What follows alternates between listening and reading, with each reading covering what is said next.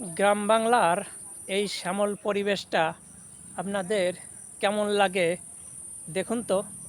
আমার কিন্তু এই গ্রামীণ এই শ্যামল পরিবেশগুলো খুবই ভালো লাগে, যে কারণে আমি আপনাদেরকে এই দৃশ্যগুলো আমার দৃষ্টি দিয়ে দেখিয়ে থাকি। আমি সাহিত্য চর্চা করি, আপনারা অনেকেই জানেন। তো সে সাহিত্যে তো এই প্রকৃতির সকল সৌন্দর্য সবসময় প্রসঙ্গ ছাড়া তুলে নিয়ে আসা সম্ভব হয় না, কিন্তু এটা ভিডিওর মাধ্যমে অবশ্যই তুলে নিয়ে আসা যায় এবং নিজেও দেখা যায়, অন্যজনকেও দেখানো যায়। এই যে গ্রামীণ এই পরিবেশটা, এই যে দেখুন কেমন লাগে। আবার এইদিকে একটি গ্রামীণ পরিবেশ। আমি বই পুস্তক পড়াশোনা করি আর সাহিত্য চর্চা করি। আর যখন ঘরে বসে বসে পড়াশোনা করতে করতে শরীর একেবারেই অলস হয়ে যায়, তখন একটু প্রকৃতির কাছে আসি, আপনাদেরকে ভিডিও করে এই দৃশ্যগুলো দেখিয়ে থাকি, নিজেও দেখি, আমারও ভালো লাগে। এই ভালো লাগার কিছু অংশীদার করতে পারলাম আপনাদেরকে, সেটাও ভালো লাগে। এই সে কারণে আমি মূলত এই ভিডিওগুলো ধারণ করে থাকি। প্রকৃতির কাছে এলে ভীষণ ভালো লাগে। এই যে দেখুন, এই যে শ্যামল একটি প্রকৃতি, খুবই ভালো লাগে। আবার এইখানে একটু ঝোপঝাড়ের ভিতরে এসেছি, তো সবুজের সৌন্দর্য তো সৌন্দর্যই। এই যে এই যে দেখুন, তাল গাছের সৌন্দর্যগুলো খুবই চমৎকার লাগে। তাল গাছের যে এত একটা সৌন্দর্য, আরও সৌন্দর্য হতো যদি এইখানে বাবুই পাখি বাসা বানাতো, কিন্তু আমাদের এলাকায় বাবুই পাখি এখন একেবারেই দেখা যাচ্ছে না। সেটা বহুদিন ধরে আমি একটা লক্ষ্য করছি, বাবুই পাখি দেখা যায় না, চড়ুই পাখি কমে গেছে, ঘুঘু কমে গেছে, আছে এখনও কিন্তু কম। এগুলো আমাদের প্রকৃতির জন্য খুবই উপকারী, মানুষের জন্য উপকারী। এগুলো আমাদেরই রক্ষা করতে হবে। আমরা যেন কেউ প্রকৃতির এই পাখিগুলো শিকার না করি, সেদিকে আমাদের লক্ষ্য রাখতে হবে। নিজেরাও যেন না করি এবং অন্যরা করতে চাইলেও তাদের জন্য আমরা বাধা প্রদান করি, সেদিকে আমাদের লক্ষ্য রাখতে হবে। আর আপনারা বেশি বেশি বই পড়বেন। যার নাম মানুষ, তাকেই বই পড়তে হবে। সব মানুষই জ্ঞানের মুখাপেক্ষী। শুধু মোবাইল চালাবেন না, শুধু ইন্টারনেট ব্যবহার করবেন না, আপনারা বই পড়বেন। মানুষের জন্য বই পড়া, মানুষের জ্ঞান যত বৃদ্ধি পাবে তার জন্য তত কল্যাণ। মানুষ বই থেকে দূরে সরে যাচ্ছে, এটা কিন্তু খুব একটা ভালো কথা না, লক্ষণটাও ভালো না। ছেলেমেয়েরা এখন বই পড়ে না, ছেলেমেয়ের বাবা মারা বই পড়ে না। অনেকে টেলিভিশন দেখে, অনেকে ফেসবুক, ইউটিউব বা বিভিন্ন ভাবে এই ইন্টারনেটে সময় কাটায়, মোবাইল চালায়। এগুলো করতে হবে, কিন্তু সেটা পরিমিত, এবং পড়াশোনা এগুলো চালিয়ে রেখে আর জ্ঞান অর্জন করতে হবে সব বিষয়ে, যার যেটা প্রয়োজন। মানুষকে বই পড়তে হবে। যার নাম মানুষ, তারই কাজ বই পড়া। মানুষ যদি বই পড়া ছেড়ে দেয়, তাহলে তার কল্যাণ সাধিত হবে কিভাবে? মহান আল্লাহ যখন আল কোরআন প্রথম আয়াত নাজিল করলেন, তখন প্রথম শব্দই ছিল ইকরা, পড়ো। যিনি তোমাকে জ্ঞান দান করেছেন কলমের সাহায্যে। তার মানে হচ্ছে প্রথমেই কাজ হলো পড়া। পড়া হচ্ছে একটা মানুষের প্রধান কাজ। এই পড়াটা খুবই গুরুত্বপূর্ণ। অতএব আপনারা পড়াশোনা করবেন, শুধু ভিডিও দেখবেন না, শুধু ফেসবুক চালাবেন না। এগুলো করবেন, প্রযুক্তি ব্যবহার করবেন, কিন্তু সেটা যেন আপনাদের জন্য ক্ষতির কারণ না হয়ে দাঁড়ায়, সেদিকে আপনাদের অবশ্যই লক্ষ্য রাখতে হবে। তো এই বিষয়গুলো যদি আপনারা মেনে চলেন, যদি বই পড়েন, তাহলে দেখবেন যে এর যে একটা উপকারিতা, এর যে একটা আনন্দ, এর যে একটা ভালো লাগা, সেটা কিন্তু আপনি অনুভব করতে পারবেন। আপনি যদি নিজে এটা না করেন, তাহলে কারোর কথা শুনে আপনি কিন্তু তার স্বাদ, তার ভালো লাগাটা অনুভব করতে পারবেন না। বই পড়ার একটা অভ্যাসের জিনিস, এই অভ্যাসটা আপনাকে তৈরি করতে হবে। আপনার যে বই ভালো লাগে, গল্প, উপন্যাস, ধর্মীয় বই, যার যেটা ভালো লাগে সেটাই পড়ুন। আপনি যে ধর্মেরই মানুষ হন, আপনার বই পড়তে হবে। বই পড়াটা খুবই জরুরি।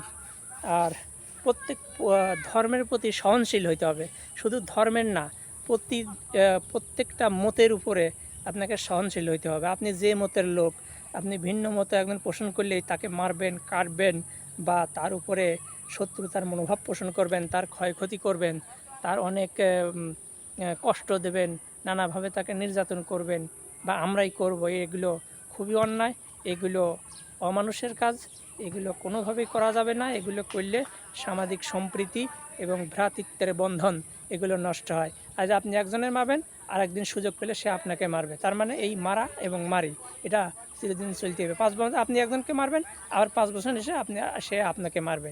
আজ আপনি একজনের ক্ষতি করবেন, 5 বছর পরে আরেকজন আপনার ক্ষতি করবে। এই কাজগুলো করা যাবে না। ইসলাম বলছে যে আপনি মানুষকে বলছে যে তোমরা মধ্যম পন্থা অবলম্বন করো। একেবারে বেশি বেরো না যাতে ঝড়ে মাথা ভেঙে যায়, একেবারে ছোটও হয়েও না ছাগলে এসে খেয়ে যায়। মধ্যম পন্থা অবলম্বন করতে হবে। আপনি রাজনীতি করেন, দল করেন, মধ্যম পন্থা অবলম্বন করুন যাতে আপনি সর্বাবস্থায় টিকে যেতে পারেন। আপনার দল ক্ষমতায় থাকলেও আপনি কারোর উপরে অন্যায় অত্যাচার করবেন না, ক্ষয়ক্ষতি করবেন না। দেখবেন অন্যজন এসেও আপনার উপরে অন্যায় অত্যাচার করবে না, করতে পারবে না। করতে গেলে সেখানে আপনি একটা কথা বলার সুযোগ পাবেন। কিন্তু আপনি যদি আজকে একজনকে ক্ষতি করেন, সেও কিন্তু এই সুযোগটা, এখন হয়তো তার ক্ষমতা নাই, সে কিছু বলতে পারবে না, কিন্তু যখন ক্ষমতা আসবে বা সুযোগ আসবে তখন কিন্তু তার ঠিকই প্রতিশোধ গ্রহণ করবে। তা আমি তো দেখেছি যারা রাজনীতি নিয়ে বেশি বাড়াবাড়ি করেছে তাদের কোনো দিন ভালো হয় নাই, ভালো হয় না। আমি আজকে রাজনীতি নিয়ে একটা প্রবন্ধ লিখেছি, কোনো দলের পক্ষে না, কোনো দলের বিপক্ষেও না, আমি নিরপেক্ষভাবে পুরো মানব মণ্ডলীর জন্য এই প্রবন্ধটা লিখেছি। পড়লে আমার মনে হয় অনেক মানুষেরই বিবেককে নাড়া দেবে। হয়তো প্রবন্ধটা প্রকাশিত হবে, কোনো একটা বইতে হয়তো সংযোজন করব, সেটা হয়তো আপনারা একসময় দেখতে পারবেন। তো বই পড়লে আপনি উদার হবেন, আপনি প্রকৃত মানুষ হয়ে উঠবেন, সোনার মানুষ হবেন। তাই বইটা পড়তে হবে। এই যে আমার চুল দাড়ি পেকে গেছে, এটা খুবই যে বয়সের কারণে হয়েছে আরও তা কিন্তু না। আমার 15 বছর আগে চুল দাড়ি পেকে গেছে। এখন অনেকে মনে করে চুল দাড়ি পেকে গেলেই মানুষ বৃদ্ধ হয়ে যায়, বুড়ো হয়ে যায়। আসলে বিষয়টা কিন্তু সবসময় সব ক্ষেত্রে সেরকম না। অকালেও তো অনেকে চুল দাড়ি পেকে যায়। আমি দেখেছি 13 বছর বয়সেও মানুষের চুল পেকে গেছে, সব চুল পেকে গেছে আমি দেখেছি। আবার একটা ছেলের দেখেছি আমাদের অফিসে, আগে আমি চাকরি করতাম, আমাদের অফিসে একটা ছেলের বয়স হলো 22 বছর, তার একটা চুলও কাঁচা ছিল না। সে কী করতো, ওই চুলে কলপ ব্যবহার করতো এবং দাড়ি দাড়ি শেভ হতো সপ্তাহে একদিন। তো এক সপ্তাহ দাড়ি শেভ না হলে তো সব দাড়ি ওই যে সাদা মাথা বেরিয়ে পড়ে।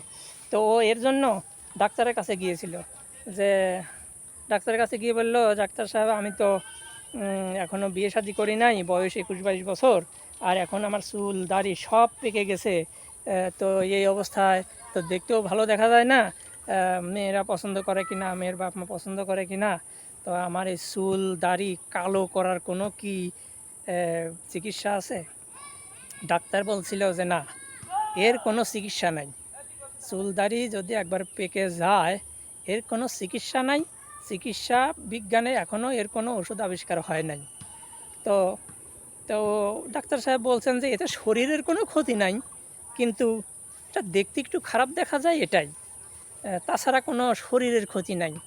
তো উনি ডাক্তার কি একটা হরমোনের কথা বলছিলেন, হরমোনের নামটা আমার এই মুহূর্তে মনে নাই। আমি আপনাদের সামনে কথা বলছি, এগুলো শেখার কিছু আছে, হয়তো অনেকের থাকবে না, যারা জানে না তাদের জন্য বলছি যে একটা হরমোনের নামটা আমি এই মুহূর্তে ভুলে গেছি। সেই হরমোন যদি কোনো কারণে শরীরে উৎপাদন বন্ধ হয়ে যায়, তখন যে চুলগুলো গজায় ওইগুলো সাদা হয়ে গজায়। আর ওই হরমোনটা যতদিন ভালো থাকে ততদিন ওই হরমোনের প্রভাবে চুল যেগুলো গজায়, মানে চুল তো ঝরিয়ে দেয় নিয়মিত, চুল ঝরে আবার নতুন করে গজায়, চুল ঝরে এবং নতুন করে গজায়। যখন যেগুলো গজায় ওইগুলো তখন ওই হরমোনের প্রভাবে কালো হয়ে বের হয়। আর হরমোন যদি ওটা নষ্ট হয়ে যায় তাহলে সেটা কি হয়, ওই তখন ওই সাদা হয়ে বের হয়।